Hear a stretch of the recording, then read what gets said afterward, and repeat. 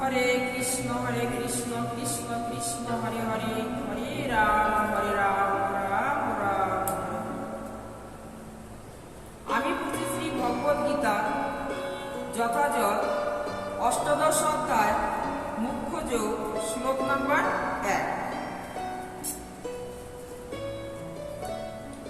অর্জুন বাচ সন্ন্যাসয়ম মহাবাহ তত্ত্বয়ম ইচ্ছামিয়ম বেদিতুময়ম ত্যাগস্য চ ঋষিকেশ পৃথক কেশিনিষূদন। গীতার গান। অর্জুন কহিলেন, সন্ন্যাসের তত্ত্ব কিবা ইচ্ছা শেষ নিতে, ঋষিকেশ কহ তাই মোরে বুঝাইতে। কেশিনিষূদন কহ ত্যাগের মহিমা, শুনিতে আনন্দ হয় নাহি পরিসীমা। অনুবাদ। অর্জুন বললেন, হে মহাবাহু, হে ঋষিকেশ, হে কেশিনিষূদন,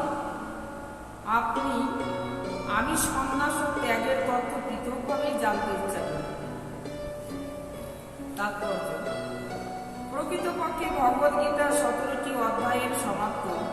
অষ্টাদশ অধ্যায়টি হচ্ছে পূর্ব অধ্যায়গুলিতে যেন আলোচিত বিভিন্ন বিষয়বস্তু পরিপূরক সারাংশ। ভগবদ গীতার প্রতিটি অধ্যায়ে যেন ভগবান শ্রীকৃষ্ণ গুরুত্ব সহকারে উপদেশ দিয়েছেন যে পরম পুরুষোত্তম ভগবানের প্রতীকী ভগবত ভক্তির অনুশীলনই হচ্ছে জীবনের পরম লক্ষ্য। সেই একই বিষয়বস্তু জ্ঞানের গৌর্যতম গ্রন্থারূপে যেন অষ্টাদশ অধ্যায়ে সংক্ষিপ্তভাবেই বর্ণিত হয়েছে। প্রথম 6টি অধ্যায়ের ভক্তিযুগের গুরুত্ব দেওয়া হয়েছে।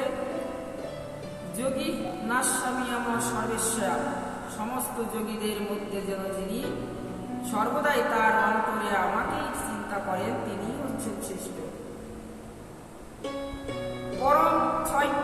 পরবর্তী 6টি অধ্যায়ে শুদ্ধ ভক্তি, তার প্রকৃত এবং তার অনুশীলনের বর্ণনা করা হয়েছে। শেষ 6টি অধ্যায়ে যেন জ্ঞান বৈরাগ্য, জড়া প্রকৃতির ক্রিয়াকলাপ, অপ্রকৃত প্রকৃতি এবং ভগবত সেবার কথা বর্ণনা করা হয়েছে।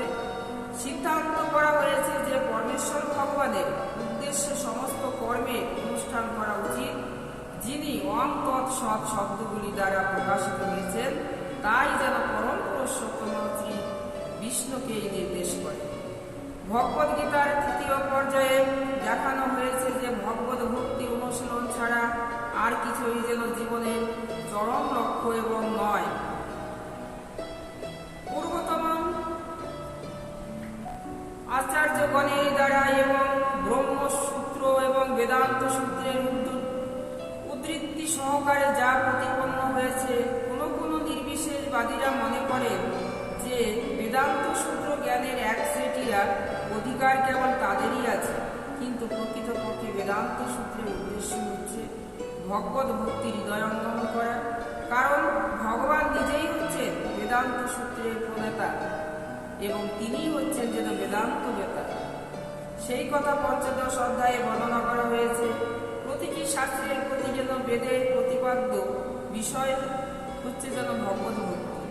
ভগবদ গীতায় সেই কথায় যেন বিশেষভাবে বিশ্লেষণ করা হয়েছে। ভগবদ গীতায় 2য় অধ্যায়ে সমগ্র বিষয়বস্তুর সংক্ষিপ্ত সার বর্ণনা হয়েছে।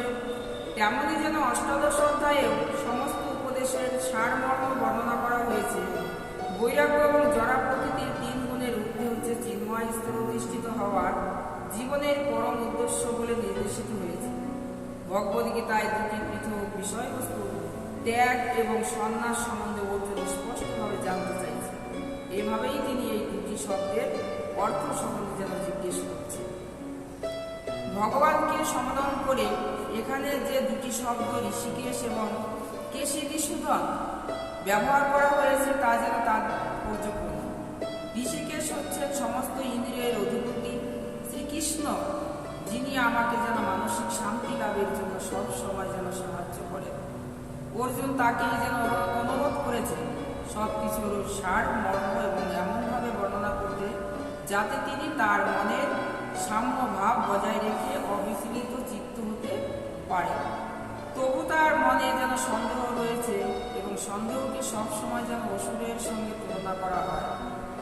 তাই শ্রীকৃষ্ণকে তিনি কেশিনিষূদন বলে যেন সম্বোধন করেছেন। কেশী ছিলেন অত্যন্ত দুর্ধর্ষ অসুর। শ্রীকৃষ্ণ তাকে হত্যা করেছিলেন।